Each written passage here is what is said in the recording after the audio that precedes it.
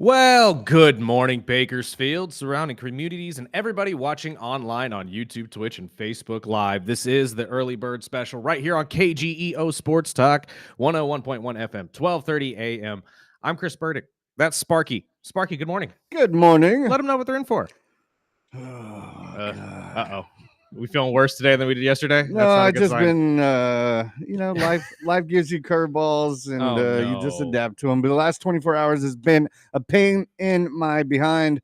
But I'm happy. We have the early bird special. We'll get into some sports headlines, the whole face of the NBA discussion, news out of the NFL, Major League Baseball. Plus, we'll have our boy Dan Betts from the Well Comedy Club joining us at 8 o'clock if he's awake. And we'll get into some Condors talk at 8:30 with our boy Ryan Holt. And we still have a ton of family 4-packs of Condors tickets to Friday night's game. If you want to call or text in anytime during the show at 661-842-2000. If you'd like to go, just let me know. And basketball fans, we have breaking news as the show begins. Kyrie Irving has decided he will not play the rest of the season to allow himself additional time to heal from his torn ACL. You just retire, dude. You know what? Since we're already in the area of Dallas and tanking and all of this other stuff in the NBA, we might as well start there. No news this isn't surprising news, I think, to everybody. Kyrie has been dealing with the torn ACL and has been very vocal about wanting to come back 100% and come back the point guard he used to be. But I think this is just another situation of the NBA once again telling one of their star players, hey, take the rest of the year off so we get a better draft pick. And we could put somebody next to Cooper Flag that, is going to help us rebuild this Dallas Mavericks team. And the funniest part of all of this, to me at least, is the fan outrage, or I guess I should say fan outrage, because people are claiming it's fan outrage, but I think it's really more internal outrage within the organizations when they see that these teams are tanking when we have a generationally good draft coming up here in 2027.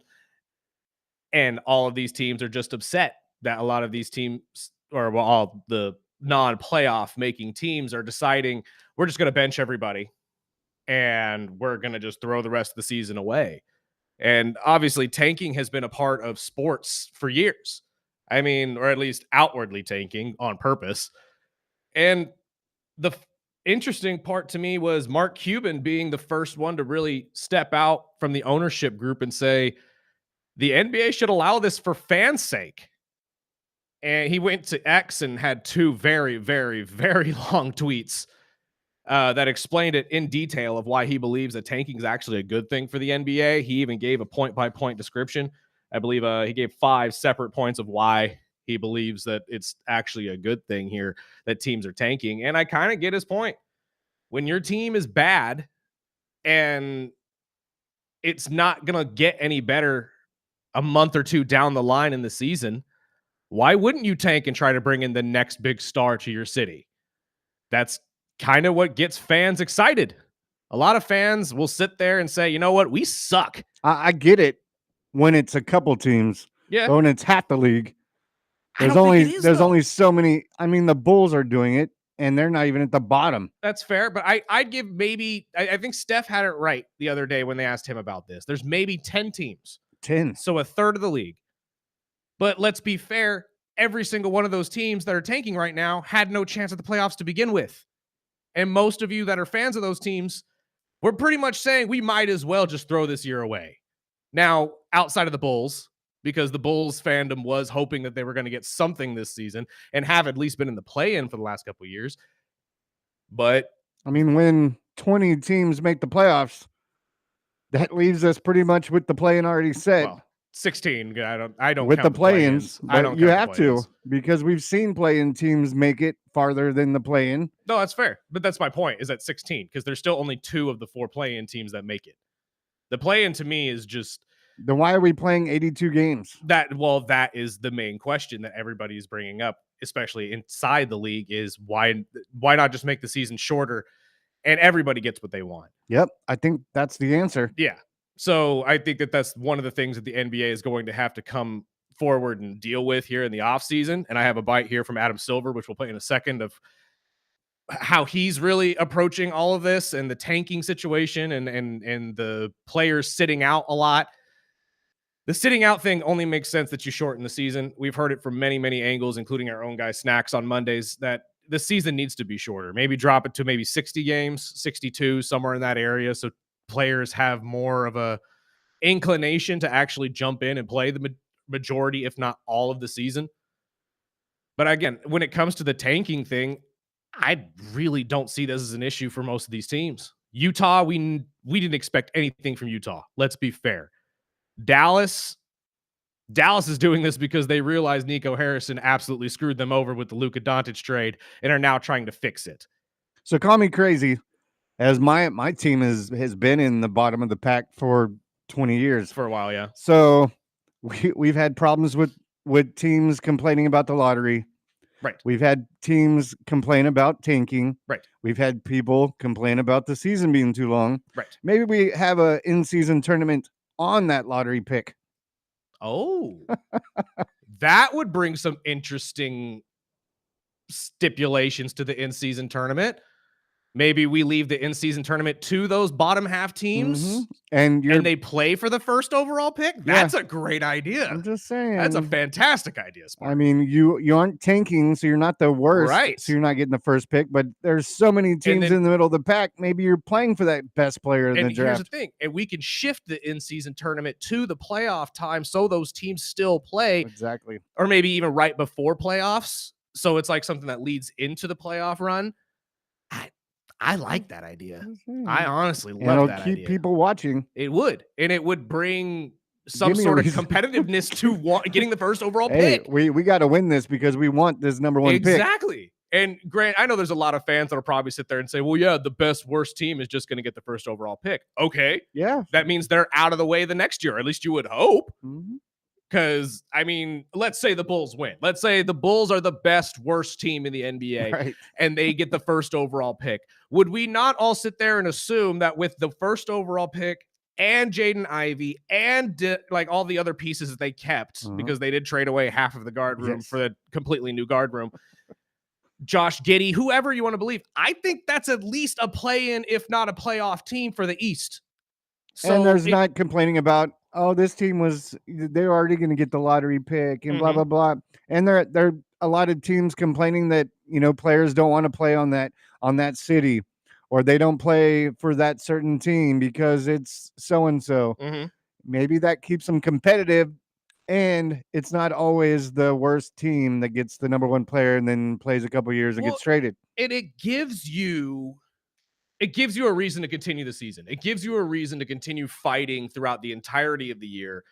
And like you said, teams will be less likely to tank. And that is the biggest problem right now. I mean, we've heard from First Look and all these other shows that keep saying maybe we should just stop the lottery percentages halfway through the season and all that type of stuff to thwart it. I don't even think that'll help. That'll probably just have teams say, all right, well, now literally the rest of the season is pointless. So all of you are just going to sit, nobody's going to play, and all of our rookies are going to be the ones playing for the rest of the season, which doesn't help either.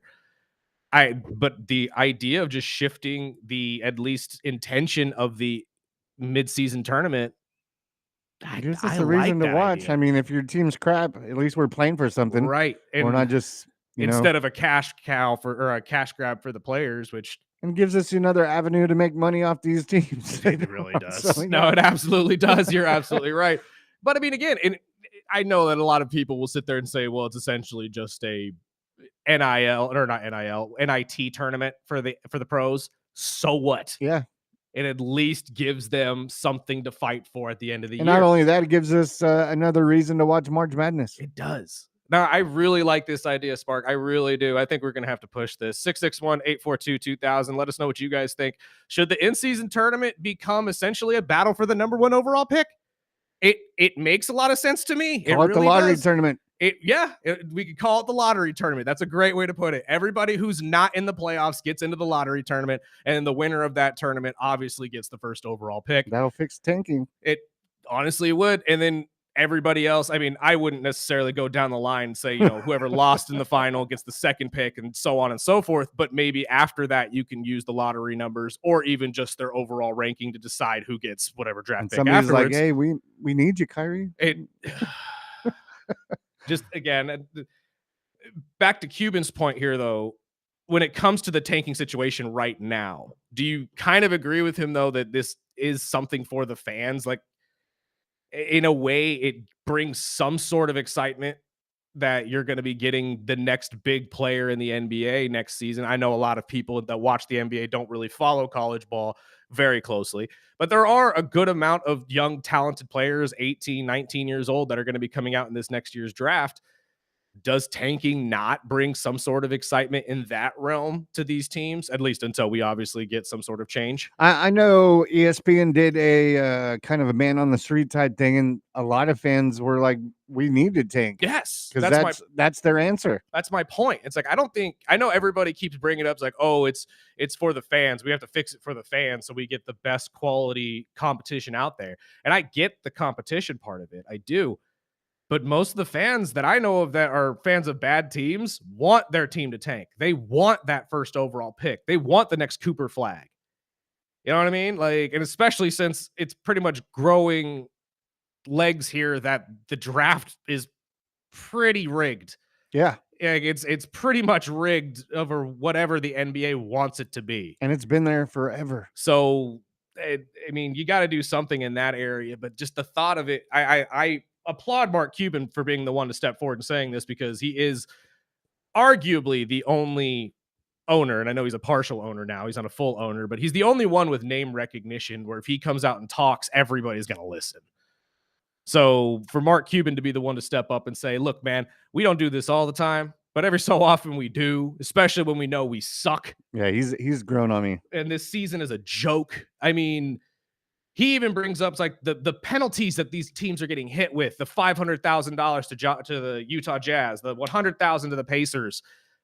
That's chump change. Yeah, he said until you start taking draft picks or steeper fines, penalties. Yeah, that's nothing. These teams are worth billions of dollars, and you're gonna hit them with a $500,000 fine. They're like, okay, yeah, to an untrained eye, that's a lot of money. But to anybody who knows how much these guys make and these organizations make, you just ask them for 2 cents. Yeah, compared to what they're investing in with this pick. And you know what? And that's a very good point too. The amount of money they're going to pay this first overall pick that they're trying to get to is ridiculously higher than that. So at some point, maybe the penalty should be docking their percentages in the lottery. Maybe that they look at the entirety of the season and say, okay, well, you tanked 20 games out of the season, so we're going to drop your percentage 10%. Maybe you just take their pick. Yeah, that too. But I mean, if you're gonna make it a problem, but personally, they got to find different reasons or different options, because not only is the tanking an issue, but you just brought it up. You know, the lottery is an issue. mm-hmm. You know, the players that aren't playing in certain games or a certain amount of games. This is the first year we saw LeBron's not going to be an All NBA player. I mean, that's wild. But it's because he knows what his body can take, and he's not going to push it because he wants to play a year or two. And there's at least one more year left in him. I think so too. Everybody's been talking about it. Stephen A. brought it up on his show yesterday that he believes that LeBron's got one more year left. We have audio from that too that I maybe play. I don't know. It's all the same stuff that you hear from everybody else. But at the end of the day, it's not going to stop him from sitting out games. He clearly didn't care to put up the numbers to get into the all NBA teams this season. Well, the man that has the power to do anything. I mean, where does Silver sit with all this? Let's play the audio from him. This was at the All-Star weekend. This was during the presser, I believe, after the game, where they asked him about the tanking situation and what they're doing to really combat a lot of this. He brings up the lottery. He brings up how they're trying to really combat all of the issues there. So let's hear from Adam Silver real quick, and then we'll get our thoughts on the other side. The competition committee started earlier this year re-examining the whole approach to how the draft lottery works. And ultimately, any changes will require a vote of the Board of Governors. So then we'll need to go in front of the board. But there have been lots of different ideas out there over the years, not just necessarily changing the draft lottery odds yet once again, but looking at whether there's a better system here to try to align incentives. I think the point about this year, when you look at totality of the circumstances, I mean, of course, I'm paying attention to what's happening, and the perception is you have a very deep draft class this year. A perception, who knows whether this will be the reality, that the next 2 years draft classes aren't as good. There's no doubt that's affecting the behavior of our teams. But at the end of the day, I think there needs to. I think all the teams need to step back, the ownership of those teams, and just as a reminder that we're all in this together, that we want to have fair competition, we want to have fair systems, and to keep an eye on the fans, most importantly, and their expectation that we're going to be putting the best product forward. See, I love Adam Silver, I do. But all that sounded like to me was that he's blaming the teams and he's saying the fans don't want this, when there's outward talking from the fans that they do. Yep. So you clearly are not listening to the fan bases. You clearly do not have your ear down to the street, listening to what these fans want from these teams. I see this as more of, he sees a third of the league tanking for top picks in this draft, which he's already conceded is going to be a great draft. And he doesn't like that. It's not that the fans don't like it. It's not that, that they're seeing some sort of shift in competition. It's just overall that he feels that if these teams are going to get blown out by 30, fans won't show up, which is fair.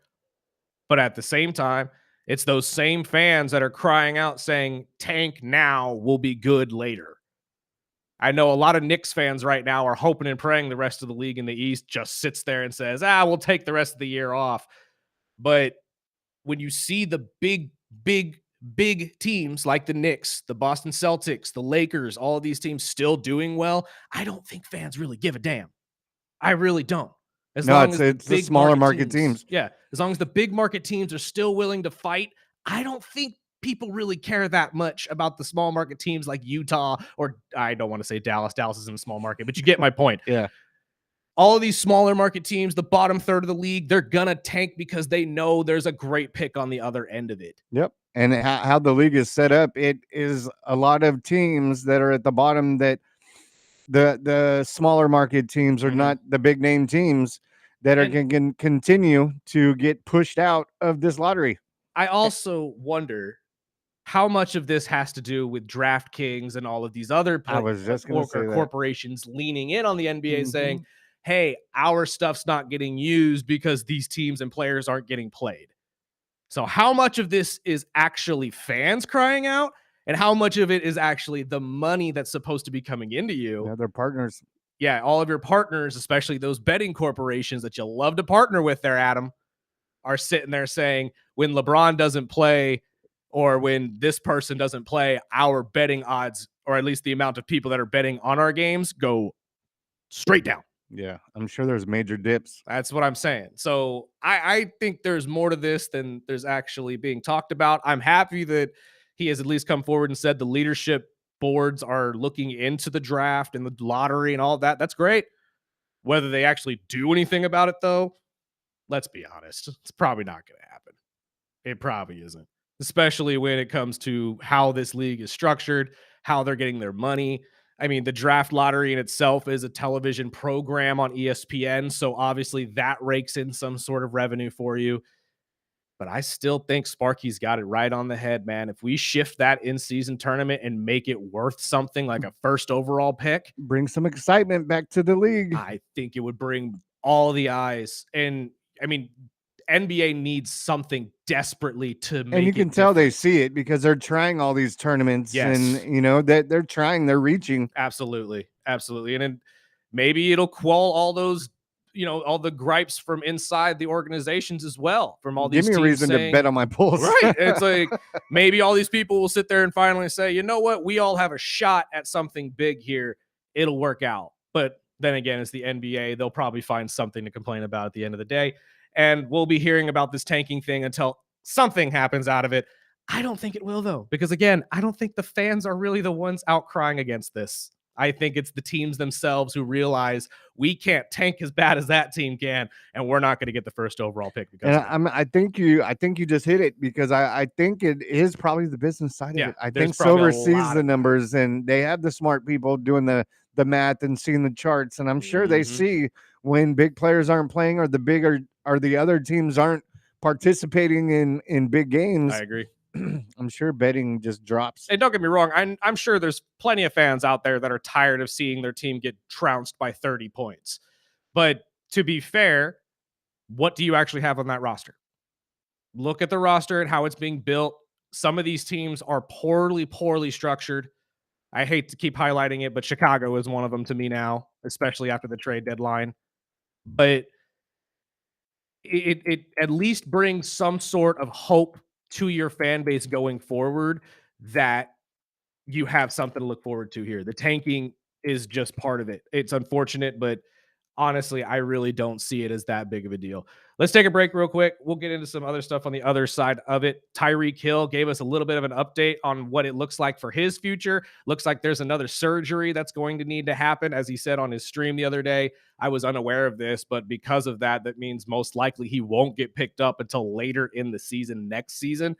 Maybe for a playoff run. We'll find out, at least when it comes to how severe this this leg injury is, because now some people are claiming that there might be some nerve damage with all of this. We'll get into that. Plus, Tony Clark, the MLBPA leader, has resigned yesterday because of some sticky allegations. Let's just put it that point. But we'll let you know what happened with all of that as well. This is the early bird special right here on KGEO Sports Talk.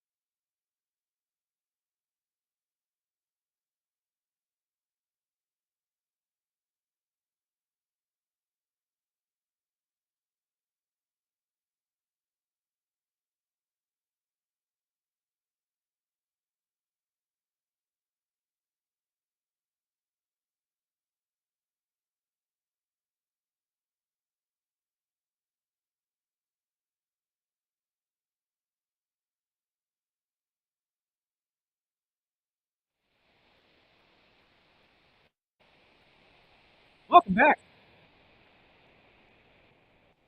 We don't get Lemmy enough on this show. This is the early bird special right here on KGEO Sports Talk, 101.1 FM, 12:30 a.m. We are also streaming live on Facebook, YouTube, and Twitch. Feel free to join us on whatever streaming platform you prefer. You can also find us on Instagram and TikTok as well. Yeah, and if you'd like to win a family 4-pack of Condors tickets to this Friday night's game, or you'll see Burdick blowing the horn before the game, we got tickets, man. I'm very excited. This is the first time I'm actually getting to do this, too. So hopefully you guys can all come out, watch the Condors kick the Wranglers' ass this weekend. We will have Ryan Holt here at 8:30 to talk about that and much, much more going on in the world of the Condors, our favorite AHL team, who currently sits pretty snug right there in the third position in the Pacific Division. We're hoping that we can sneak up a little bit higher, though. Just a little bit higher. It doesn't matter. We could take the 3 and probably run it all the way to the cup. But let's be fair. We would all love to see our boys at that number 1 spot. Let us shift over, though, to the world of baseball, because there's a ton, actually, to talk about in the world of baseball. Dodger fans right now are up in arms because one of their former favorite pitchers just signed with a division rival. Not that he's really going to make splashes like he used to with the Dodgers, but let's be honest, Dodger fans are still spurned by this all the same. But the MLBPA leader, Tony Clark, decided to resign yesterday amid an interesting federal investigation that has shown that he had an inappropriate relationship with his sister-in-law, whom the MLBPA hired in 2023. Why does this always happen this way, Sparky? Why is it always somebody they know and is like right there and is easily able to get caught? That's great timing, too. It is. It is fantastic timing. For those of you who don't know, this is the year in which their agreement ends. And in December, they need some sort of leadership to step up for the MLBPA to fight for their side in all this, because a lockout is looming. The amount of money that these owners are paying these players, the way these contracts are now structured in the MLB, thanks to Shohei Ohtani. And again, I don't necessarily blame Shohei. I just think that the Dodgers did it better than everybody else. Yep. It is at the point, though, where without some sort of proper leadership, and Mr. Clark has been the leader of the MLBPA for over 10 years. He has been that guy for them. But again, it's always a stupid slip up like this. And with your sister-in-law? Like, of all people that you think your wife is going to be suspecting, you just happened to hire your sister-in-law to a job at the MLBPA 2 years ago. God only knows how long this has happened to. And we're going to hear all about this now. All about it. Players have actually come forward and said, yeah, you need to come down here, man. You're done. We're finding somebody new. Because this ain't a good look for us. This ain't a good look for you. And we need somebody at the helm that's actually going to be able to hit some home runs for us in a business sense and allow these contracts to continue. Because I'm telling you, the lockout is going to come and it's going to ruin all the money that these guys make. All of it. The Bryce Harper contract, the Shohei Ohtani contract, the Aaron Judge contract. It's all going to get looked at and it's all going to have to come to a head at some point. A salary cap is coming. A salary floor more than likely is coming. And although it's going to be seen as bad to some players and good to others, overall, it's just going to be a messy fight between the players and the MLB as a whole. That's what I was going to say. They're not even close. No, they're not. And again, it's going to come down to most of these players having to give up some money, I think, or at least find a deal where they get to keep the money, but they never see contracts like that ever again. Like, it's really going to come down to that. Because the way the Dodgers have figured this out, and it really is a loophole that they've been able to exploit's not the right word. I keep saying it in my head and it sounds negative because I mean, it's a negative word, but that's not at all the way it's actually structured. They just, again, they figured it out and did it better than you and found the best player on the planet who's actually willing to say yes to this. It still blows my mind that Shohei Ohtani only receives a $2 million check from the Dodgers yearly. Actually, that's not even true. It's a $2 million salary for the entire year, in which, what is it, 68 or 58 of it or whatever goes into a completely different account for him. That's all going to be accessible post his career. This man has just set up not only generational wealth. I don't think his grandkids are even going to need to work a day in their lives That's how much he's going to be making for himself and the Dodgers. But again, poor timing for Tony Clark to have all of this come down right now in arguably the player's most pivotal year. And your sister-in-law. That's what I'm saying, man. Why is it always somebody that you know is going to get caught? This is like the Bill Clinton thing. Like, you really didn't think we would suspect your assistant? Like, does every guy just watch movies of this and say, that's actually that's a fantasy. That's something I want to try to pull off. No, You're you're not man. sneaky, dude. You're not sneaky. Nobody is that sneaky. I'm sorry, you're not. You're gonna get caught eventually, especially when it's somebody that's that close to the family. Yeah, you can't tell me that the wife didn't suspect it at some point. Again, we're going to hear about all this in Tony Clark's life, and that sucks because up until this point, he was squeaky clean. He was the pinnacle of leadership for the MLBPA. He was the guy making all this happen, or at least with the Players Association, he was helping it all happen. And who's going to step up and be this Superman that's going to save the league? That's what's up in the air. I have no idea. No clue. We'll find out here in the next couple days, I would assume, because they're going to need to make a decision before the season starts. Quickly. And it's got to be the right guy. It has to be the perfect candidate, because if somebody goes in there and botches this entire deal and the players don't get what they want, they'll be the face of it. Oh, hell yeah. And it's going to be talked about in baseball for a long time. And I know a lot of media corporations will try to spin it as, the players did a league-friendly deal. Nah, it'll more than likely be, or at least from the players' perspective, that guy absolutely screwed us. Like, that's where it's going to be. So it's going to be a very, very, very interesting fight here in December, because that's when all of this is going to be coming to a head. That's when the deal is done for the MLB. And I'm telling you, a lockout is coming. It is coming. Whether fans want to see it or not, it's right around the freaking corner.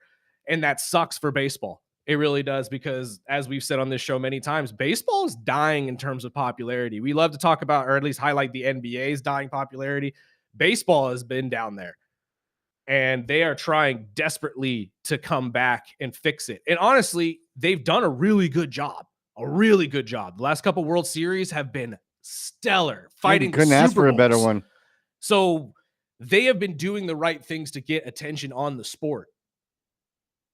This type of stuff, though, is just not going to help, especially with a lockout looming. And if a lockout lasts longer than, what would you say, Spark, a couple months, it's going to be a while. Fans probably wouldn't come back. I think they should be working on it now. Yeah. Because they're so far apart. The owners don't want to do this. The players don't want to lose money. Right. And I think it's going to be a long battle. But we did have a listener ask, could the lockout cut into this season?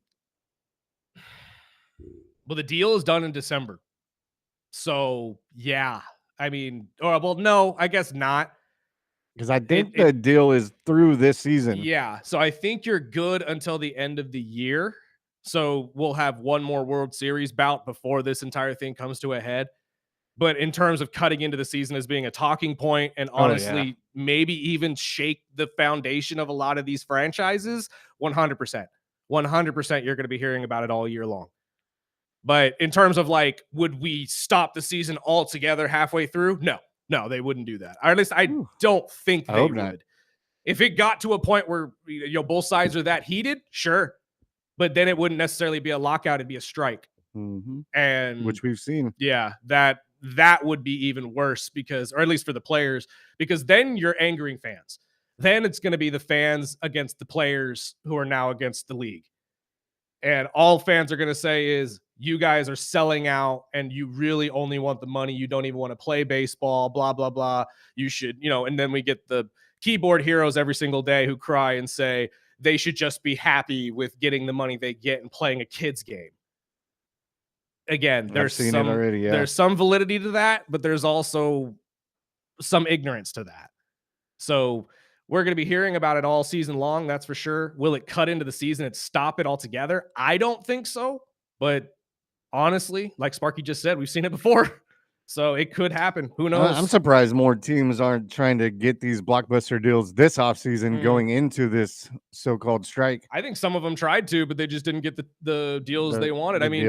one of the other stories in baseball that I wanted to highlight real quick before we get to break is how outwardly upset Aaron Judge has been with the Yankees in their inability to really lure in big names and have him come back or have them play for the Yankees as a whole. They got Cody Bellinger to come back, which is great.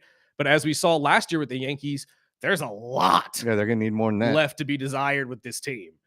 And when your star player comes out and says he's frustrated with the way that the organization is doing things, I can't necessarily blame him. When you talk about the Yankees, we all assumed the Yankees would be one of those teams up there with the Dodgers, and now you have to deal with the Blue Jays team that just came off of a World Series run. There's a lot to be desired when it comes to the New York Yankees, and that's probably the loudest loudest fandom in franchise history for the MLB.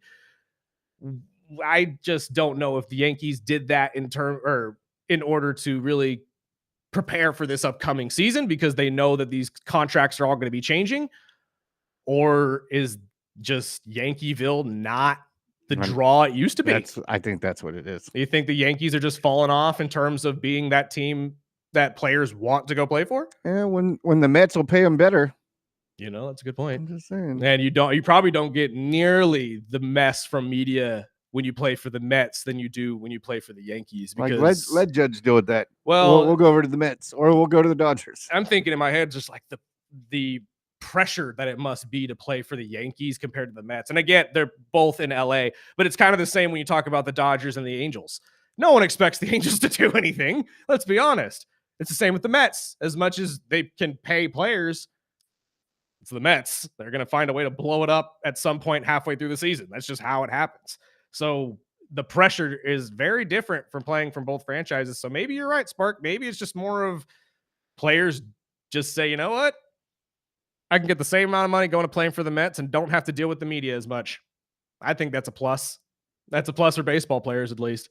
Let's take a break. On the other side, we'll get into some football news. As we said, Tyreek Hill gave us an update on his injury, how long it may be until we see him on a football field. Plus, I got 2 audio bites here that I wanted to play real quick. Tony Gonzalez came out and said who his best tight end in football is right now, and I thought that was a pretty interesting answer. Plus, they asked Fred Warner who's the top quarterback coach combination that keeps him up at night before he has to play them every single season. We'll play that as well. And I want to hear Sparky's thoughts and all of yours as well on who you guys think is the top tight end in the NFL right now. I want to hear that. 661-842-2000, or feel free to chime in on YouTube and Twitch, whichever one you are on currently.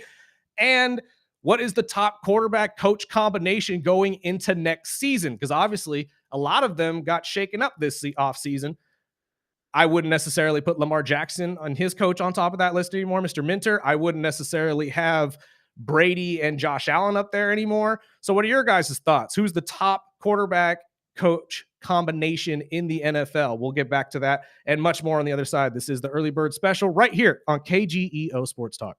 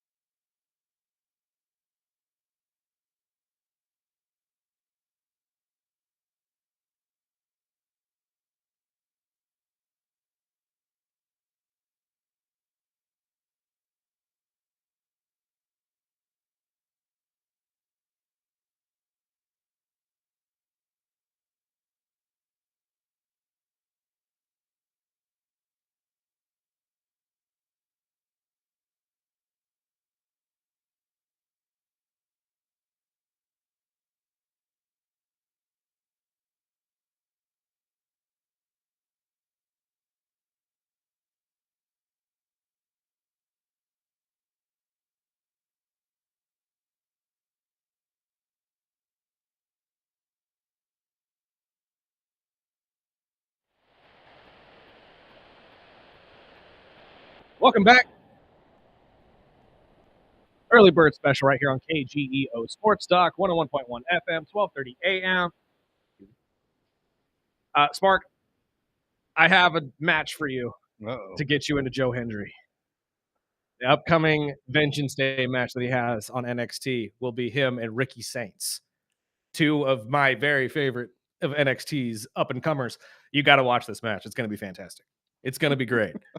Like, these two in a ring together is going to make magic. It really is. And just so you know, Ricky Saints is the last person to beat Oba for that belt. So there's a little bit of a there's some oomph there. There's some oomph there for you, Spark. I'm telling you. The more you'll watch NXT, the more you'll understand and enjoy the man that is Joe Hendry. And we all believe, we do all believe here in Bakersfield. So if Joe would like to make an appearance, we would all love to have you. Let's say his name a couple more times. Well, that's what I'm trying to do. Joe Hendry, Joe Hendry, Joe Hendry. No? Nah, he's not Beetlejuice. there. Well, we'll deal with Dan Betts instead on the other side of the break, hopefully, as long as he's awake. Let's play this audio real quick, since we've already talked a little bit about Tyreek Hill. If you aren't up to date on Tyreek Hill's entire situation after being released by the Miami Dolphins over the weekend, he went on his own live stream and kind of spilt the beans that he needs one more surgery on his LCL, I believe, if I'm not mistaken. At first, we were told that this entire first surgery fixed everything. Apparently, that wasn't the case. And now people are even speculating that there might be some nerve damage in the leg, which will incredibly drop his productivity on the football field. So unfortunately, that might mean, for those of you who are Tyreek Hill fans, you may be waiting until mid to late season, if ever again, depending on how bad this leg injury actually is. Well, I remember seeing the videos. Oh man. Well, and you said it yesterday. Gruesome. You had mentioned it yesterday that even if you did sign him, what are you going to do, or what type of player is he going to be on the field after this gruesome injury, which you're right, Spark. I mean, it was a bad one, man. They twisted his leg. Literally. And again, this has always been my argument against the new way of tackling. And they were teaching it when I was coaching football. And I had this argument even back then, especially when it's young kids. You're going to have a lot of twisted ankles and a lot of twisted knees, because that's essentially how they want you to tackle people now. And without the weight drop part of it, that's even more difficult to ask these people to do. So it's especially for these smaller receivers. Yeah. And so we're going to see this, unfortunately, more, I think, in professional football with the way they want players to tackle each other now.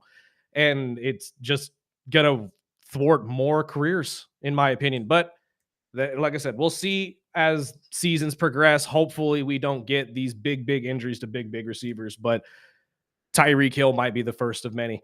Let's start, though, with some audio on the other side, or some other stories, I should say. Tony Gonzalez went on one of the ESPN radio shows. I'm not sure which one it was, and I should have looked it up. I apologize. They're all fantastic, though, if you'd like to go listen to them as well. Tony Gonzalez, though, shared his best tight end in football right now. So this is what his comments were. Who is the best tight end right now in football? Brock Bowers, Trey McBride. Okay. I gotta go 1A, 1B. Yeah. All right. So what have you seen from Brock in just the first few years of his career? A guy who knows how to get open. He knows how to use his body. He looked like a veteran who's been playing for 10 years. The savviness when a guy is with you, nobody can see it, but you're using your arm. You're like kind of using your elbow. It's those little jabs and pokes at the last second that create that separation, which is a skill that a lot of people don't have. And he's a big body guy. He can run, a 4.5, 4.6 guy. He looks like he's going to be good for a long time. Just like anything, if he stays healthy and he gets a good quarterback, good system, he's going to be that guy who's putting up over 1,000 yards, over 90 catches a year. He's kind of the torch, and just like with Trey, same thing. Both those guys are what have you seen from Trey? Trey, same thing. Runs great routes. Mean. I love his attitude out there. Like very confident guy. He's another guy too. I hope that he gets a chance to play for a team so he can be more nationally known. A lot of people, if Trey was walking around, a lot of people won't even know who he is. So hopefully the world gets a chance to really know these guys and what they bring to the table. I agree with him 100%. That's probably my top two. George Kittle could also be thrown in there, obviously, but with his injury history, I think that really kind of puts him down in the 2 to 3 category, somewhere in that area. Is there any other names that you can think off top of your head that may need to deserve some flowers here, Spark? I mean, obviously you can mention Kelsey if you wanted to, but Naturally. I mean, with him and Kittle, they're older guys, so I would definitely go with those two. Maybe throw in Laporta. But really, when you think of tight ends, those are the top two. McBride and Bowers 1 and 2, which is a great sign for Raider fans because that means at least at one position you're, doing pretty damn well. But when it comes to Trey McBride, I think one thing that not that he left off, but I think that needs highlighting here as well is the consistency. Just he's consistently the best receiver out there every single game for Arizona. And whether that's because Kyler or the quarterback just wants to dink and dump to him, or if he just has that ability to get open, I think Trey McBride is going to be probably one of the best tight ends leaving his career. I think we're going to be talking about him the same way we talk about Travis Kelce. Yeah, he's by the time a freak. he's done. He really is. And if they could find a quarterback in Arizona to actually throw him the ball on a regular basis, because again, as great as his seasons have been the last 2 years, and he has been the best statistical tight end really in the last 2 seasons. When you have guys like Kyler Murray and Jacoby Brissett throwing you the ball, that's great, I guess. That's solid. But imagine if he can get somebody like, Joe Burrow to throw him a ball, Josh Allen to throw him the football. I think those numbers would be greatly higher than what they look like right now. Probably the same thing with Bowers. Yeah, that's absolutely fair. And honestly, Brock Bowers got a lot of attention because Geno was on the run so much. And obviously, like you heard Tony say, he has just this innate ability to get open. He knows how these defenses want to play, and he finds those empty spots and loves to sit in them. We got to see it all year long as we were covering the Raiders. Brock is one of the best, if not the best, safety tight end. And I say safety as in, like, if you're rolling and desperately need someone to throw to, trust me, just throw to Brock. He will catch the ball. And for Raider fans, again, I think that's a great sign, especially when you're going to have a rookie quarterback coming in next year, most likely in Fernando Mendoza, who will not have the offensive line help. I'm sorry. It's just not going to happen. And I know a lot of you are sitting there saying, we can do it. We can fix it in the free agency. The same names are not in free agency this year as they were last year, guys. And you're going to be going up against a lot of other teams who also need offensive line help. You don't have the same pull as a Chicago. And that's probably why you might need to trade guys like Max Crosby. Just saying. Which is also something they've been talking about, because I believe there is an injury that he's dealing with right now, or at least still dealing with, which is hindering them from even being able to do that. So they may not even be able to send Max anywhere until post-draft, which that would be a stab in the heart for their future, in my opinion. But again, the Raiders at least have some things to build off of. I think Arizona does as well. And these comments coming from arguably the best tight end to ever play the game, and Tony Gonzalez, I think that's a pretty cool set of flowers to be handing these two young tight ends right now this early in their career, especially since Brock is 2 years in? Yeah. So, we got plenty of time left with him. I think Trey is about 4 or 5, if I'm not mistaken. The first couple years, he didn't see the field as much. But with the way he's played the last 2, I'd be surprised if Arizona ever takes him off the field. They may even keep him out there for defensive special teams at this point. Who knows? The other one that I wanted to play was Fred Warner. Again, same ESPN show, different day, different interview, but I believe this was closer to the Super Bowl Radio Row time in that area. But they asked him, who's the quarterback and coach combination that keeps him up at night? And he had a pretty straightforward answer, in my opinion, but I think there's some other guys that we could also throw into this list. So let's hear from Fred real quick. Is there a offensive play caller who, when you're going to play him, keeps you up at night a little bit? The ones that come to mind are the guys I got to see twice a year. And so, of course, McVay and Stafford together, I think, are as good a duo as there is in this league. And having to play them twice a year, it does keep me up a little bit that week when I do have to play them, of a little extra studying. I got to kind of find a way, because there is a chess match that's being played amongst middle linebacker, quarterback, middle linebacker, coordinator, middle linebacker, head coach, who's the play caller. So it is a game that's being played with them. Can you tell me what the chess match is actually like when you guys are across from each other? It is the eyes. It truly is. Because when you play a defense in a style in our defense where we're very visual based, where we're watching the quarterback, and especially me, I'm watching wherever that quarterback takes me, that's where I'm going. And so since he knows that, he's going to try to manipulate me to get me going one way and throw the ball another way, which he does better than anybody, which speaks to how well that he processes the game and owns their system and their offense. To know how to manipulate, scheme, and do those sort of things. So then it kind of turns into the game of, okay, do I start to try to bait him and go this way when he thinks I'm going that way? And it's like it turns into that type of game. Obviously, Sean McVay and Matthew Stafford would be the top of everybody's list, especially since Matthew just won the MVP and Sean McVay is Sean McVay. But are there any other ones that you could think of that would be atop of this list? I mean, when I'm sitting here thinking of quarterback and head coaching pairs that are going into next season, first ones that pop into my head, obviously Andy Reid and Patrick Mahomes. That is probably 1B to me in terms of best combination. I think Joe Burrow and his head coach have to be on that list, Zach Taylor. Although, again, Taylor gets a lot of grief for how bad the Bengals have been. I don't necessarily blame him for the poorly run organization that Cincinnati is.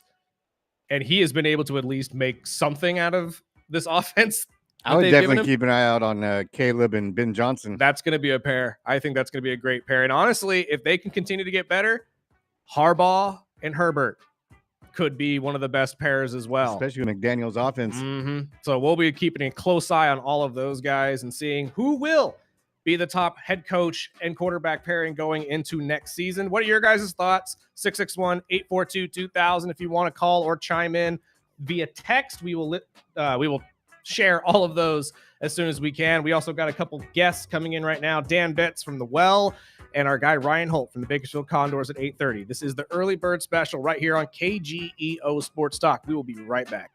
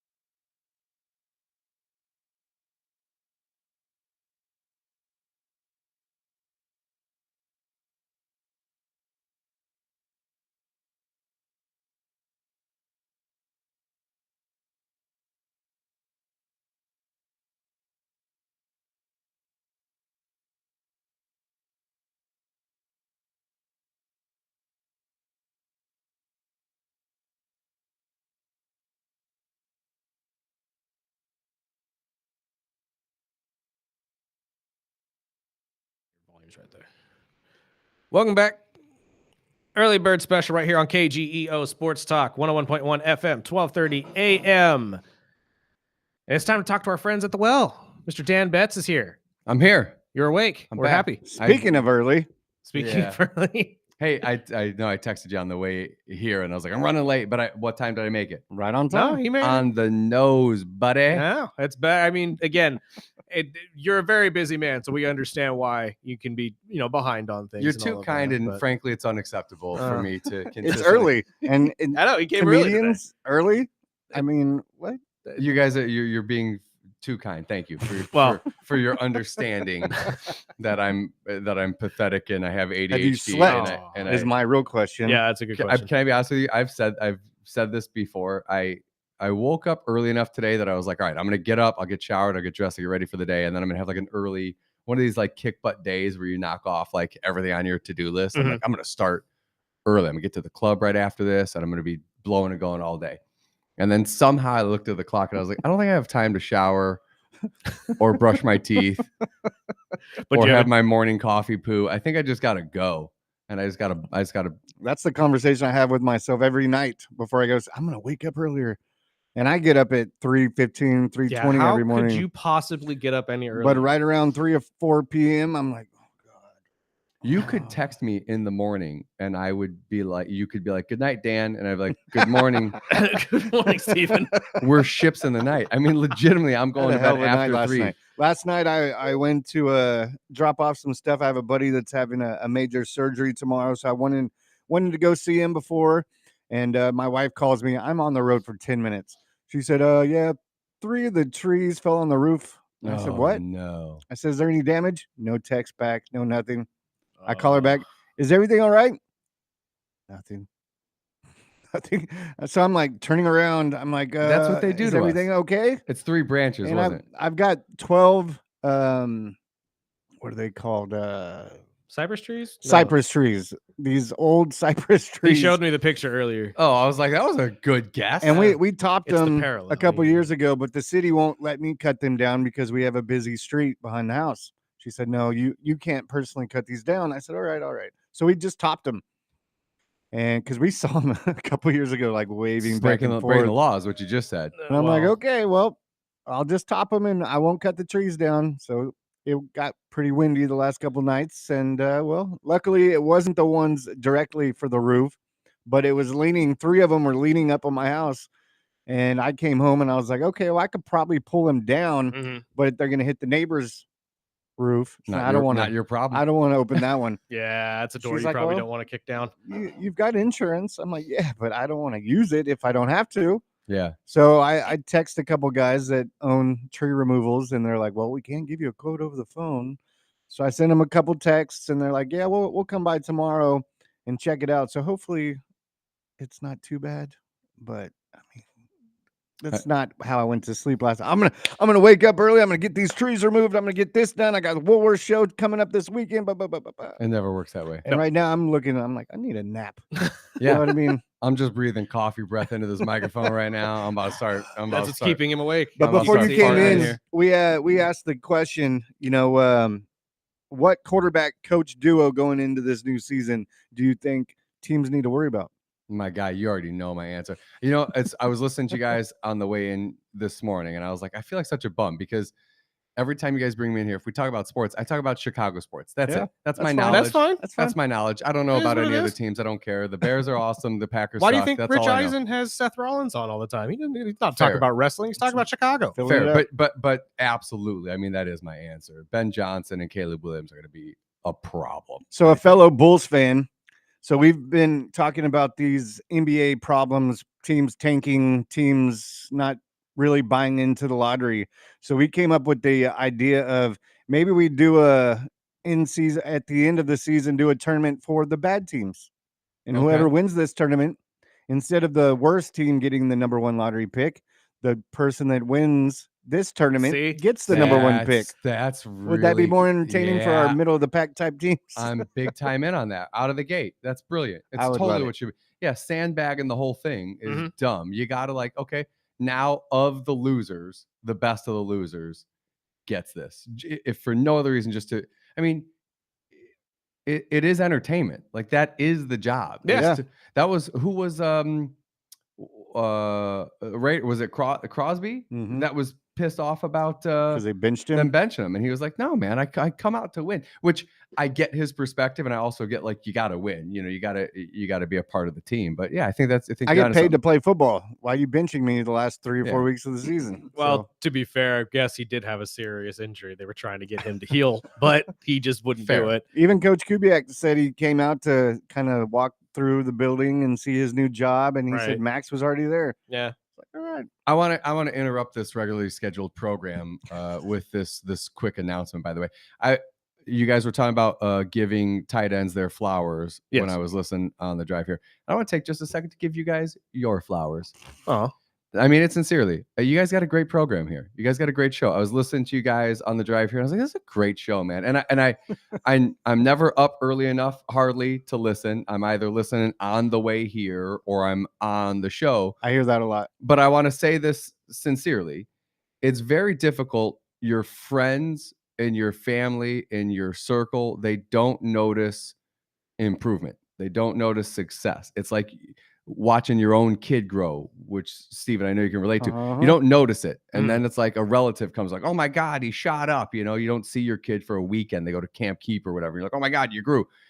You don't see it because like with me with the club, my friends are like involved in the day to day and they know the struggles. They see you're the frog in the water. It's slowly growing as we finish the floors and we finish the paint and we finish you don't see it.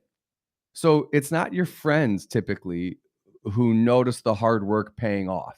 It's the strangers who tune into your show and they go, this is a great show, but they don't know what it took to get here and all of that. So sincerely, there's no punchline here. Super appreciative. You guys, I was listening to you guys on the way here. I was like, they're killing it, man. You guys are killing it. I appreciate I'm that. gonna cry at 8 in the morning. I know. All But the work we put into this, it's actually working.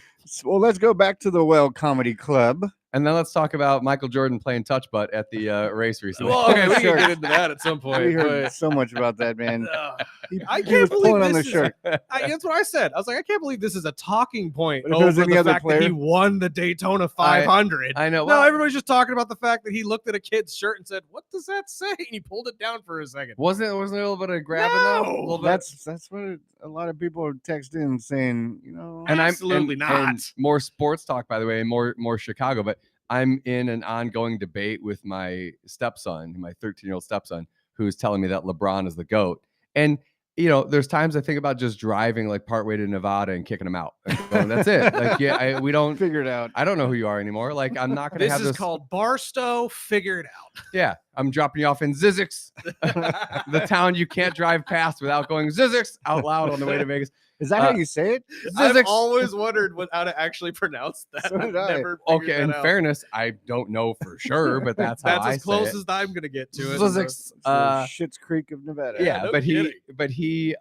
he's telling me LeBron's the GOAT, and I'm always sending these videos of LeBron flopping or not helping a teammate up or crying, and I'm like, "This is your GOAT." Didn't And then he even sent shake. me the Michael Jordan touch button, was like, "This is your GOAT," and I was like, "Dang it!" Like, you know what I mean?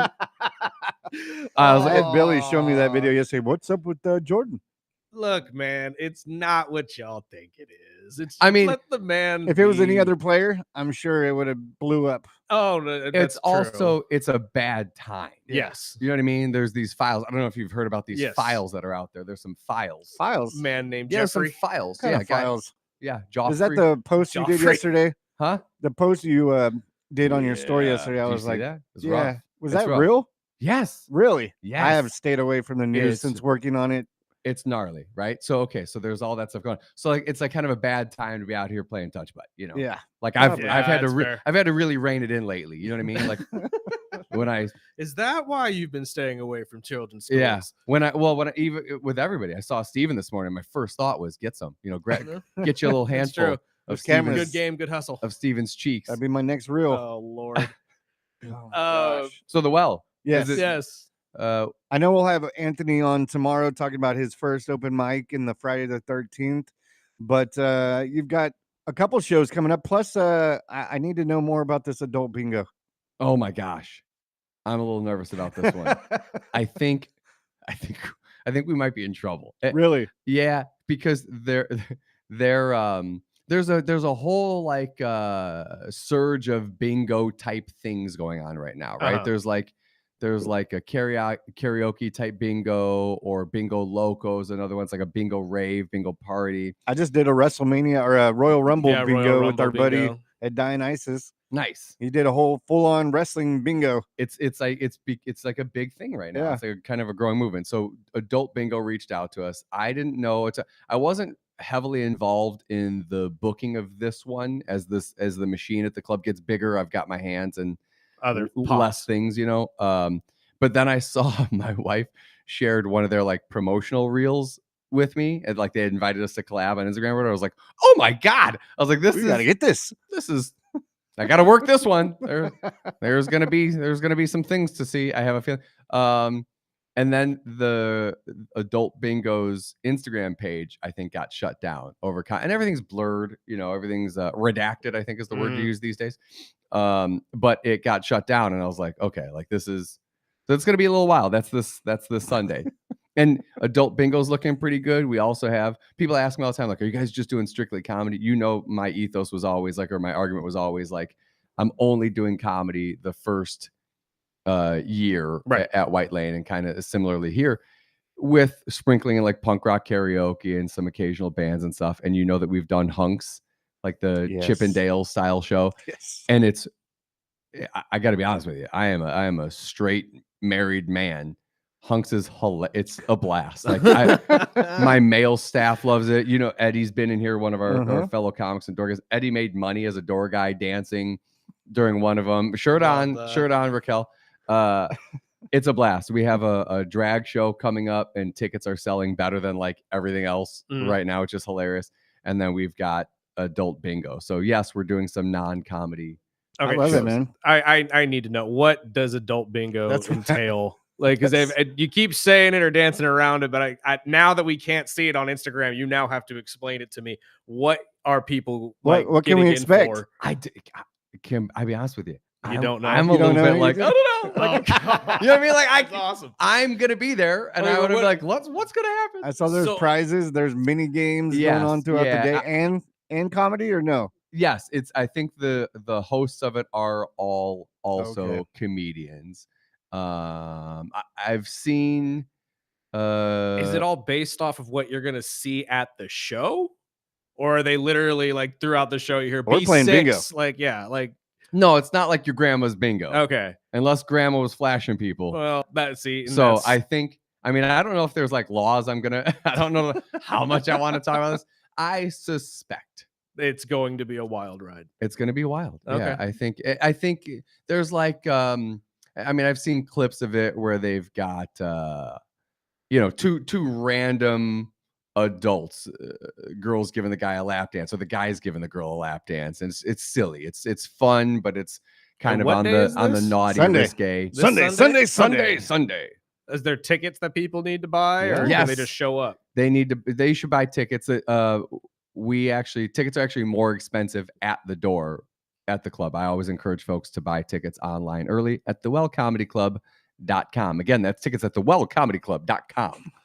But there's also a live comedy show. Friday and Saturday with Giannis Pappas, and I don't know that he's quite a household name for most folks. I mean, we've talked about this on air before, that I really want to train the market here to understand you can come out any weekend and see a show and you're gonna have a good time. You don't have to know who the person is. You don't have to have seen them on a TV show. I had the same conversation with a friend of mine last night, Debbie. She was saying, who's playing at the Well? So I showed her, and she's like, I've never heard of him. I said, you don't have to. You don't have to. I mean, I've never gone to the Well and been like, like I've said, I've gone to the bigger names at the Well and left saying, dude, I enjoyed the open guy, or, found other guys. And I love that about comedy. I think at the Well, if you booked him, I'm sure they're funny. Yeah, Giannis Pop, he's hilarious. It's really a good show. I'm really excited about it. And we booked him. I believe I had this booked back when we were at the old location, I think. So this has been out there for, is that right? Yeah. You've been pumping this one up for a while. This one's been out there for a while. I've heard this guy's name for a I'm while personally now. excited about it. And obviously. Is this the first time he's ever done a set here? Yeah. Is it? In Bakersfield, yeah. Okay. And I think again, I've really been transparent about this. I don't book. It can be a crummy world sometimes in the club booking world of going like, who sells tickets? Mhm. You know what I mean?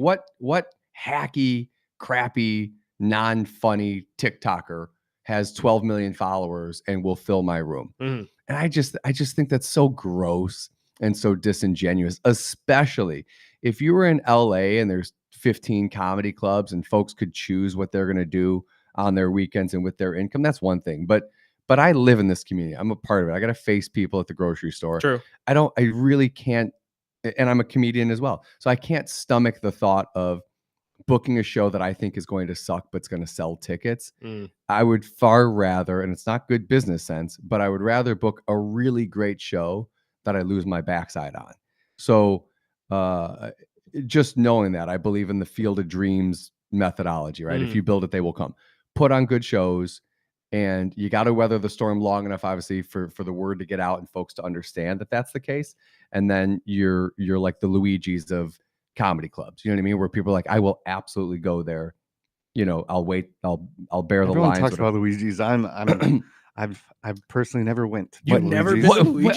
I've never Hang been. on. Hang And on. I get that every Hey, time. I'm sorry. Clear the calendar. Tell the 8:30 guests we're gonna reschedule. Maybe maybe it's just me because I grew up a Garces boy, but yeah, no, dude, you need. I grew up on the other side of town, so when we wanted Italian, we went to Caesars, Yeah. or we went to Olive Garden, or whatever. See, like Little we never- Caesars?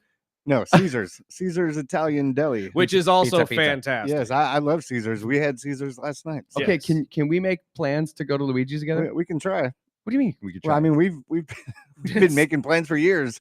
I know This is you're a true. busy guy, and there's a lot of stuff going on with Just- myself. But I'm better with everybody, plans. I have a friend at work, Cece. She loves Luigi's. You Yes. say Luigi's, and she'll run down the hallway. Oh my God, when we're going? People love it, and I'm sure it is awesome. I just have never went, and That's fair. I've gone to events where they've catered it, Uh-huh. but I've never went and sat down and looked at the in menu the and restaurant. been So you've able had to order it. Luigi's food, but you've never I've actually. been to catered events, yeah, but you've We do never Tiger actually, Fight and stuff like The that. 50-50 That's different Sacchetti and Agnolotti is not to be messed with. Really? It's a burnt butter sage sauce. I'm think I've had clearly that. knowing this too well. It's very good, heavy carb, a lot of butter. You're gonna feel like a glutton afterwards. But we're going. And also, like, you went to the Comedy Store for the first time Mhm. as like a bucket list thing. That was Like, awesome. I'm excited. I almost went. This is a year of first for Steven. I'm so excited for you to lose your virginity this year. I was just looking at tickets at the Improv because I saw Nikki Glazer is going to be down there, or Oh, wow. was down there. Oh, and I'm like, when? oh, that would have been cool. See, she was just like doing Tuesday and Wednesday last week. I get the emails ever since I signed up for a couple of these comedy clubs, and I'm like, well, I bet it's Nikki my buddy's Glazer's show there. on Wednesdays. Let's go down on a Wednesday together. That'd be awesome. He's always doing shows with shout out Greg Baldwin, LA. He's never gonna hear this, but he's always with like Nikki Glazer, Tiffany Haddish was there, Margaret Cho, but Jay Leno's always on his show. Jay Arsenio Moore, Hall Daryl was there. Hammond, Arsenio. That's yeah, the one. yeah. I was like, wow, okay. Yeah, so I'm sure that was Greg Baldwin's show. If it was Nikki Glazer and Arsenio, I'm positive, especially if it was. I think he always does And Wednesdays. speaking of comedy, I just tried to get Tim Allen. Yeah. I grew up watching Tim Allen. Everyone. I just introduced him to my son. He was like, "What are you doing?" I cannot So I- believe your son has never seen Tim Allen. I showed him the before. stand-up version because I was like, Oh, you know, yeah. Home See, Improvement's that's different, man. Watch the stand-up. That's the area I've never I actually mean, seen. he was I've a never great seen his comedian stand-up back in the day. Oh yeah, did you know he was heavy into the booger sugar back in the day? Oh, I too? believe it. I Yeah, believe it. He was in jail. That was Yeah. like part of like the doing We learning to be funny in jail. we had him on our sister station about 2 weeks ago or a week ago or something like that on the JR. Is he coming show. out here? Soon? He had a he's show playing in Fresno. Fresno. He's Oh, playing okay. Fresno in early March. I looked at the tickets. It was like $250, $300. Yeah, they're pretty Like, pricey. oh, okay, never mind. Yeah, they're pretty Never mind. pricey up there. But again, that's just kind of how most of these events are going nowadays. I've never seen a comedy show No, that that's much expensive. wild. Even when I was looking at the what was it? What's the annual event? The Netflix is a joke Netflix or is a something. joke. Yeah, it's We coming had up. tickets to see Louis C.K. a couple years ago, and I got sick and didn't get to go. And sure enough, it was the one where Dave Chappelle came out and did with Chris Rock, and I was like, that. Yeah, I that would've just been shot cool to myself in see. the foot. Brutal. The only But those tickets aren't expensive. well, the ones that I paid for Matt Rife were because Matt Rife's was like somewhere around $200. I would say. Yikes. And they But were, I mean, they were pretty solid seats though at the Hollywood Bowl, so I'm not really complaining about my seats. It's craziness. You know, it's funny. And you could see a comedy show right here in town yes, $20. for $30-$40, and you can that's sit been VIP and pimp it out. I'm pumped. I haven't got to check the menu out yet, but I usually wait until Thursday because Anthony creams over the nachos. dude, they're huge. Yeah, that- I think it's like the #1 selling I believe it. item right now, and it was sort of a late addition, and it was sort of almost from a practicality standpoint where we kind of had all the ingredients, and then when we sampled them, we went to Santa Barbara to like a test kitchen, and we sampled them. I was like, these things are killer. And I don't think my wife or our consultant strategists were really kind of all in, and it was one that I was like, I kind of pushed for, and I was like, no, and it's like, I think it's the #1 selling thing, but it's like a homemade potato chip, not a tortilla chip, and then nacho fixings on top. It's a beer cheese, diced chicken. I think there's all this food, man. they're really good. They're like a wild hit. I'm gonna try to hit those. And we added some soft chocolate chip cookies, fresh baked in house, and those have been a hit. We call like check drop time, where you're like, all right, the show's wrapping up and it's time to take the last orders for food and then drop those checks. And the kitchen started calling it cookie time, which I kind of like, because it's like it's that last minute, like, all right, that's it. Anything else? And then boom, they on the start. way out. I want to go back to the nachos though, real quick. They're homemade potato chips. So you guys make them in house? Yeah, it's like Oh wow, I didn't know that. He just told us they were potato chips instead of traditional tortilla chips. Yeah, I we're didn't not realize dumping like a bag of Lay's. Like, that's why I was we're confused. frying them up in house. Okay, very cool. Yeah, our house chips, and they come like seasoned, so you could order just those. You could get those with like a dip or whatever. I still haven't had everything on the menu. I'm a creature of habit. Yeah, I'm the same way. Even with Woolworths, I'm like, I'm gonna try this, and I go down there and I get a cheeseburger. Yep, every time. But I am hooked on the Reuben. I did try the Reuben, and now I'm stuck with the Reuben. Damn, those Reubens are good. I haven't had a cheeseburger there yet. I've been doing the Reuben. I'm a big fan of pastrami or corned beef, and but I'm spoiled, right? If you've had nothing against Woolworths at all, but if you've had a pastrami or a corned beef at Cat's Deli, okay, I bought the shirt. You know what I mean? Like, I bought the merch. That must have been a damn good sandwich. If I'm gigging in New York, I go out of my way just to go down there to get to. Yeah, I've done like a $50 Uber. I'm the same way. There's a place in downtown. I believe it's in Koreatown in LA. But every time we go down there, we stop and get a sandwich, and it's the I forget what it's called, but it's like a French dip. Yeah. But all the sandwiches are dips. And this place has been around since I believe the late 30s. I know exactly what you're talking about. So I can't remember the name though. I've been there before. And every time we go, there's a line. Kohl's? Is that what's in it? No, I don't think it's that. But I know what you're talking about though. I've been there before. That's a very good restaurant. My favorite one down in LA though is Fat Sal's though to this day. It's a little hut right across the street from UCLA. It's Felipe's. Felipe's. That's what it is. But going back to comedy, I know we talked to you a couple weeks ago, and the same question I'm going to ask you: Have you been on stage yet? I got up for the open mic this past Thursday, and I've felt like such a retired comic lately. It's been really, it's depressing because it's like my cathartic. Of course, it's what I want. When people ask me like, if you had a choice between being a comic or a club owner, I go comic every day of the week and twice on Sunday. So I got up for the open mic. We had 41 comics. We decided if you showed up for the open mic, you were going up. We weren't going to cut the list. And that broke. So Anthony, shout out to Anthony, credit to Anthony, broke my record. I think the most I put up in a night was like, I can't remember, it was 33, 35, 37, somewhere in there. And he put up 40, and then I decided to jump up. So 41. And I think we had just shy of 100 people there. Now, obviously, it's 40 comics, but I think we're 97 was the head count. So it was a great crowd. And I went up, and I'm the owner, so I get to do a little bit more time than 3 minutes. And you know me, I'm very humble in my art, but I got a bunch of the comics and folks were like, dude, you haven't missed a beat. And it was all brand new stuff. And I had about 5 minutes before going up to just sit in my office and go like, let me scrap something together from some premises. So it was brand new, first time ever on stage, and it was fun. So, and I'll go up again tomorrow. And I do always do the kind of the 5 or 10 minute warning. and kind of get the crowd off to the right foot. But I That'd be haven't good. performed on any of the Be a shows. good time to check out the open mic tomorrow. Then Exactly. Get That's what I'm me thinking. some nachos. Please come. I personally like your guys' hamburgers. Yeah. I'll always go back to the hamburgers. I mean, it goes back to my first time at the well ordering food, and I sat right in the front, and I sat up there with the burger, and I forgot to grab napkins. And what's one of those things? Maybe it's just me, but when you go to a comedy show and then eating during people's sets, so I'm like waiting till the right time to take a No, bite. I'm the same way. It's like I feel awkward eating this in front of you while you're trying to tell me a joke. Especially right when now. you're front and center, like Yeah, it crotch makes sense, level. front and center. I mean, the upshot for VIPs too is that they can skip the line, right? We have our own entrance for VIPs at the new spot. And so you're getting in quickly. And so you should be able to get to your seat quickly and kind of eat before the show starts, or at least for sure by the headliner goes up. The only problem is the folks that have the VIP tickets and the reserve tickets tend to go, well, I have a guaranteed spot. So they wait. And it's good to, so I show up a little bit on the later side and I skip the line. Whereas the general admissions, you go, well, I want to sit in the better seats. I'm going to arrive on the early side for GA, but we got to kind of train. And now you have servers, right? Full service. Yeah. That's beautiful. We got a great crew, man. That's awesome. Really excited about what we're doing. The whole machine's bigger.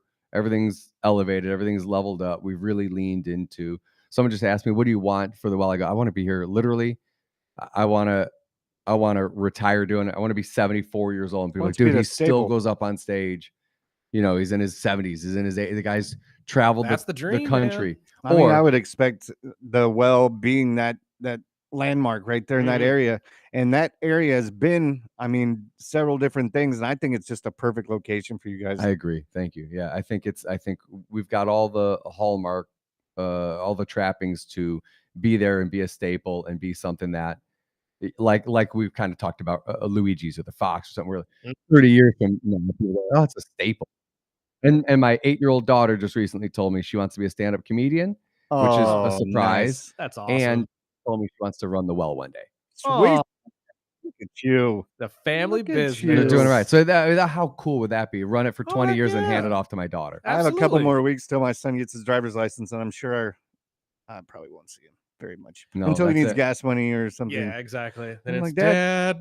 I'm like, fool, you missed Sunday dinner. Like, what? Now you need gas? Yep. And he's a straight A student. I'm selling and probably seeing him. Probably. But open mics Thursday. They're officially back. Officially back. Open mics Thursday. This weekend we got Giannis Pappas and Adult Bingo. You can't go wrong Thursday through Sunday at the club. Next weekend we got Gareth Reynolds. It's not on the website. It's got to go up now. It was we had a cancellation, so we had kind of a last minute booking here. But people should not be thrown off just because it's last minute. We got Jesus Trejo coming on the 28th. And he's a murderer. I've loved Jesus since the first time I saw him at the store. So next weekend's full of great shows too. We got a bunch of great shows coming. Well, Wednesdays are all yours. You're always welcome to jump in and let us know anytime and pump up any of these shows. We have Anthony every Thursday, and we'll continue to pump up the open mics. And Anthony's on every Thursday. Every Thursday, baby. Oh, yeah, we brought him in once, and then he came in and killed it. So he's slowly becoming our tennis connoisseur, though, because he's the only one I know that actually pays attention. Right. Okay. So, by the way, I want to come back in with Anthony. It was so much fun, the four of us. It would be fun to have him. Does he come in studio or does he does come in studio? Yeah. Oh, just the one time I'm here. Exactly. Yeah, actually, no, the one he's like, Dan doesn't brush his teeth. I'm not going. Like, my car didn't start. I'm like, sure. I would love to come in with Anthony. That was a lot of fun. Every Thursday at 8. Okay. All right. We'll get it all. You gonna go back to the club, or are you going home? I gotta go home. Yeah, I literally do have to go home and change and kind of get ready for the day and pick up some stuff from the house and bring some. I picked up a turntable for the club to play we have all the comedy vinyls, so we'll play them in the green room. If you ever need vinyl, I got tons of them. Love it. Let's chat on those things vinyl. I collect. So tomorrow I'm back here with 8 o'clock. Anthony. I've invited myself. Yeah. And then we're going to, and then you're coming to the open mic. Anytime You're coming to the open yes, mic. I'm hoping to make one at least, if not this week, next What'd week. you come out for recently? Uncle Laser? Uncle Laser. Yeah, I was out there. It was a lot of fun. And then we're doing I haven't made it. I bought tickets to 3 shows. I know you can keep doing that. I'm fine. He's like, he's supporting. I'm regardless. participating. You know what you But, should do? You yeah. should buy a meal too. You don't have to eat it. Just give us for your money. someone else. Set up a Why meal. don't you swing by? I'll run a burger out to you in a styrofoam. Oh, that's Oh, a that true takes away- friend. that That's takes a away true from friend everything, right though. there, though. He's willing to hook you up with food. I got you, Doug. Hey, I know you guys got to go. I know you got another guest. Thanks for having me as always. Again, flowers to you guys. You're doing great. And Where do they get tickets? thewellcomedyclub.com. And also, if you're hearing this, follow us on Facebook and Instagram, the Well Comedy Yes. Club, or at the Well Comedy Club. We give out free tickets all the time. Mhm. I really care about the community coming out and having a laugh. And some folks need it. And if you don't have a ton of disposable income, follow us and keep an eye out for some free tickets and come on out for that one. Honestly, Do it. follow both of us because I believe we do the same thing We on do the Early same Bird too. whenever Yeah. we can, and we have spare tickets. What's So, your Instagram handle? just the Early Bird Special. If it's not, Yes, sir. The Early Bird Special official. and the Well Comedy Club. Yeah. Follow us. I'd find it anywhere on TikTok, Instagram, all that type of good stuff. We do have to get to a break though, my friend. Ryan Holt is on the other side waiting to talk Condors. Hey, so. you guys have been awesome, and thank you. We'll be right back after these words from our sponsors at Viagra.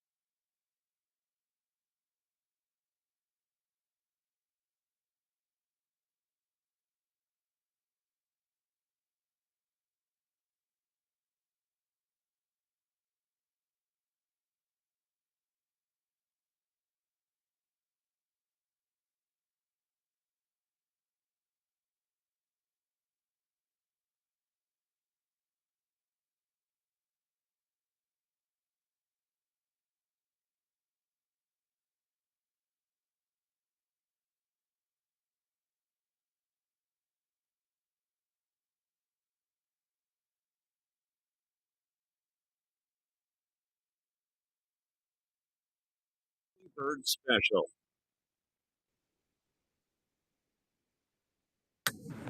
Welcome back.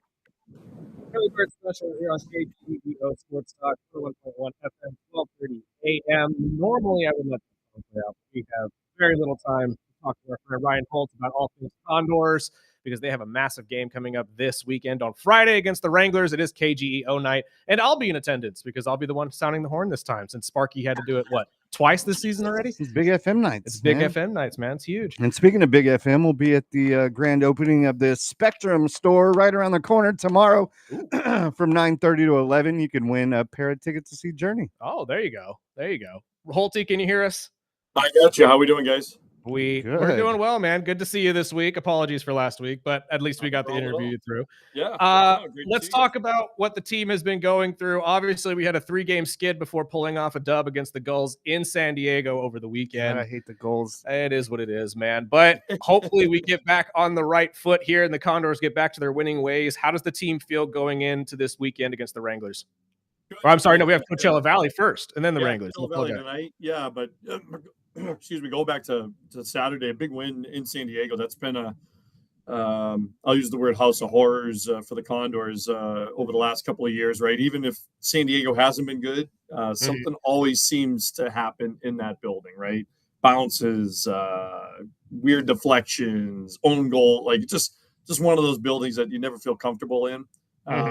Credit to the Condors. We never trailed on Saturday.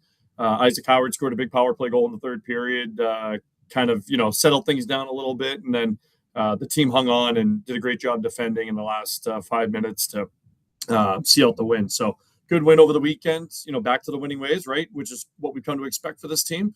This week is an important week. Coachella Valley comes in kind of right in that same spot with the Condors, us, Coachella Valley, San Jose, Colorado, Ontario, all kind of battling, kind of at the top of the division. And then Calgary obviously comes in struggling on Friday. But, this Condors team has shown that when they play up to their standard, they're as good as anybody in this league. It's about finding that consistency. And I think coming out of the All-Star break, now you'll start to see that consistency.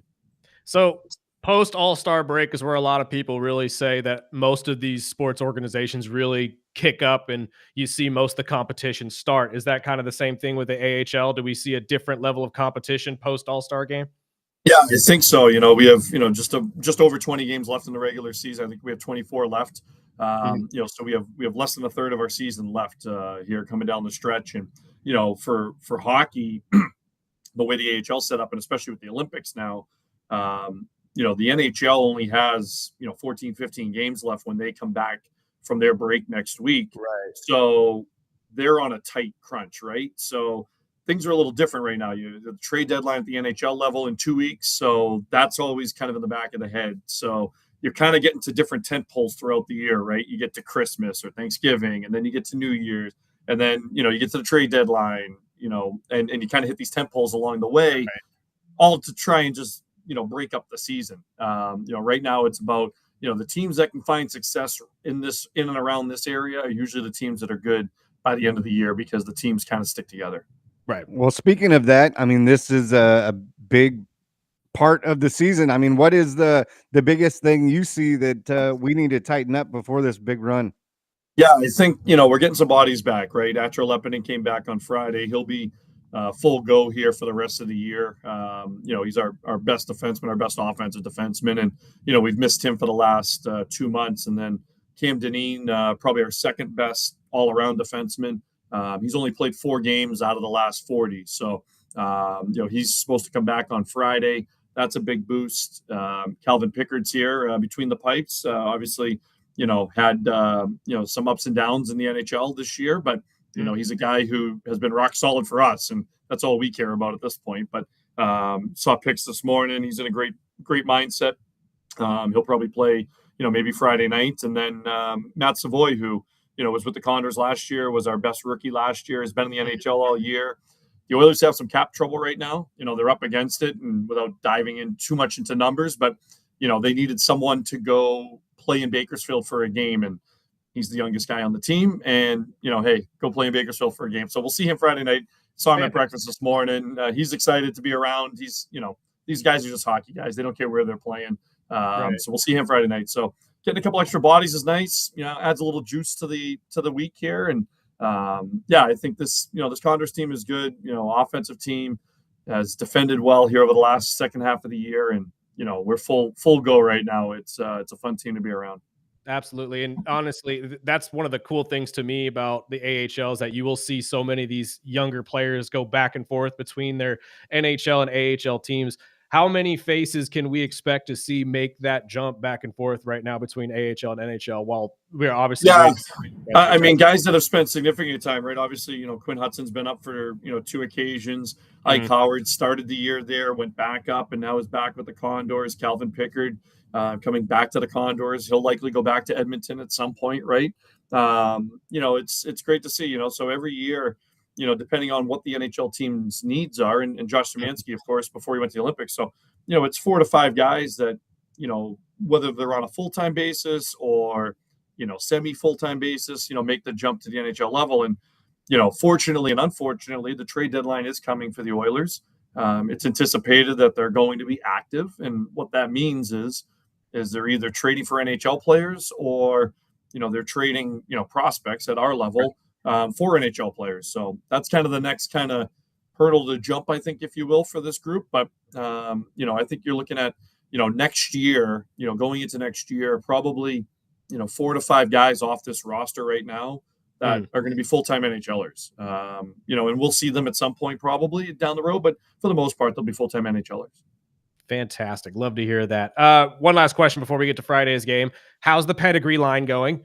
Is this catching on with the fan base? Are we getting this going? What's happening? We're still rolling with it. The thing is, James Hamlin has been so good here. He's at a point per game for his last 2 months, I think, that he's kind of been moving up and down. So a couple of different lines. He's been kind of the spark plug, if you will, for a couple of different lines. So with Savoy coming down, he might play with Howard and Hudson too. And then obviously I think when Szymanski comes back from Germany or from the Olympics, Germany just got eliminated this morning, but when he comes back from the Olympics, I think Szymanski probably goes back between Howard and Hudson, which is good because it spreads everybody out the way it should. But that was a fun 2 weeks with the pedigree line. We were rolling with it, and we still have it in the back pocket if we need it. Love that. Love everything about it. What can we expect on Friday? Obviously, it's KGEO night. I will be out there sounding the horn, but what else is going on? Yeah, we're looking forward to it. This is one of our community nights, right? It's also a $3 beer Friday, which we do every Friday. But this is Condors Fighting Cancer Night, which is, obviously a special night for the organization, special night for the community.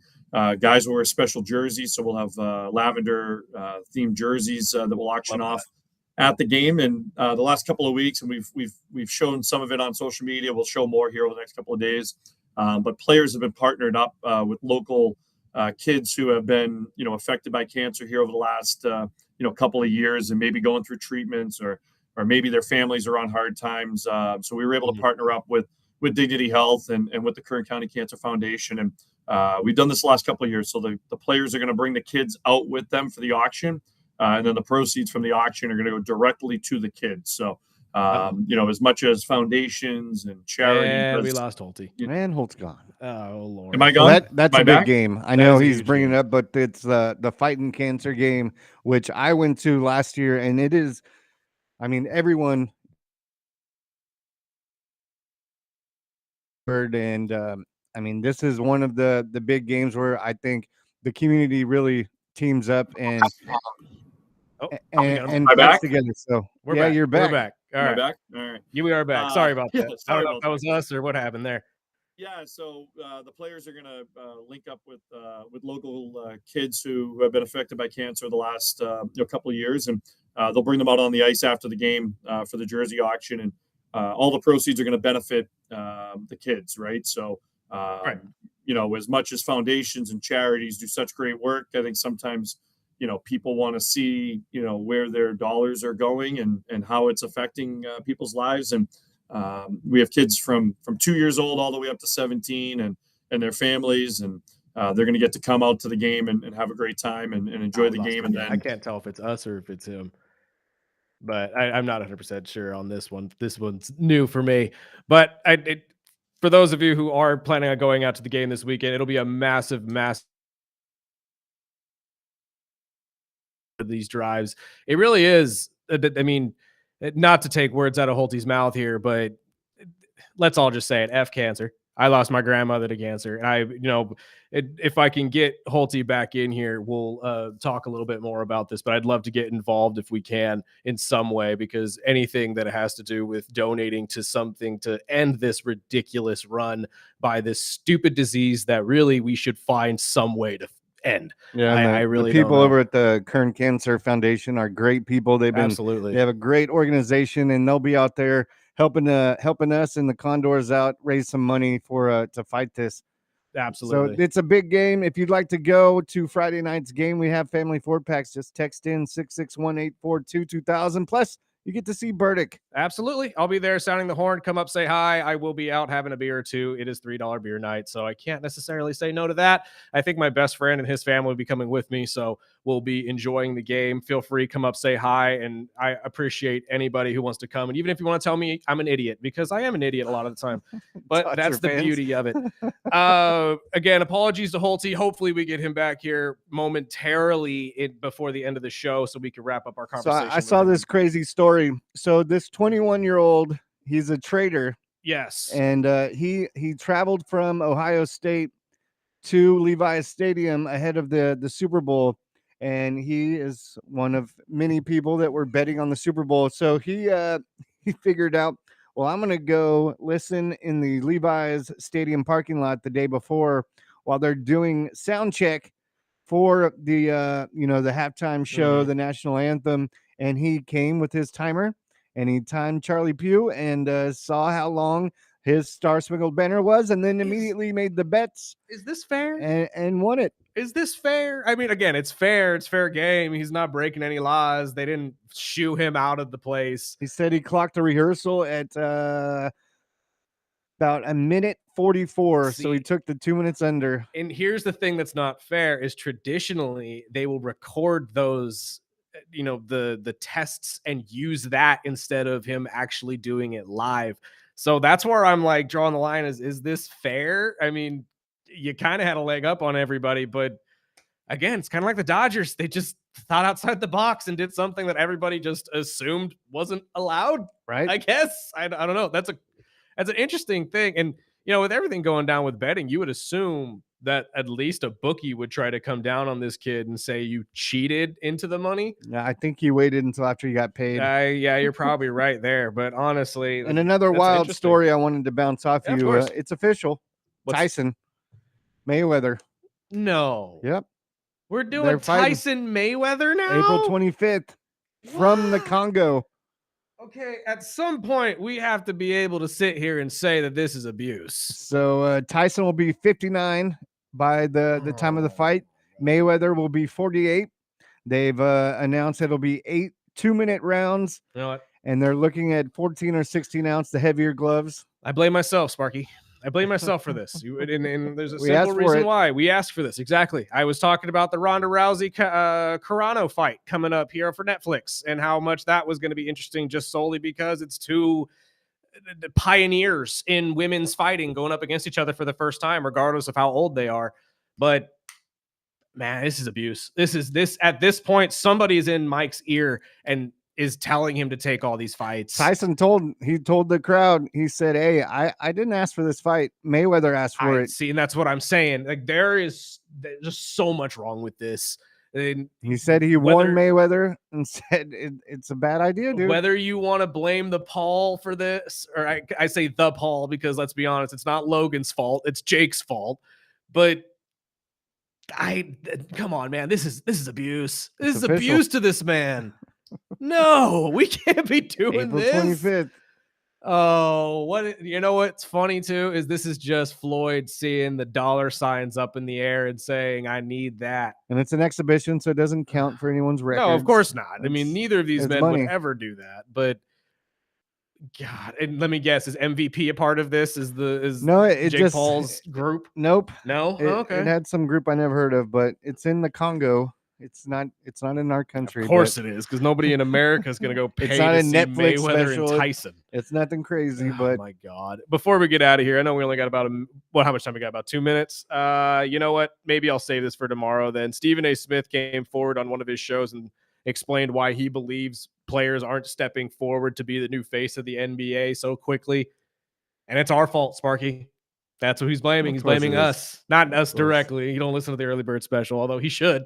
But he's blaming people who are keyboard warriors, as he claims, people who don't have the credibility to really be talking. And in a way, to be fair, that's me. I absolutely me. Did I ever play college ball? Hell no. Did I ever play pro level? Hell no. I'm under 6 foot. I'm a white boy, and I just love the game of basketball. But at the same time, and I'm going to say this the same thing tomorrow, good.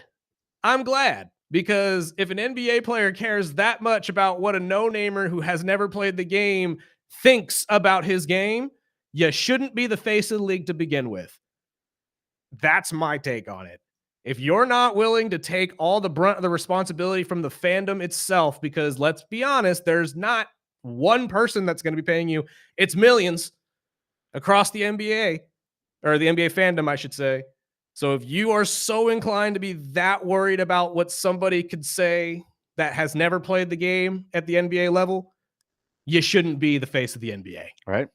You shouldn't be the face of the NBA, because clearly you can't handle it. If you can't handle what a fan says, how are you supposed to handle what the media says?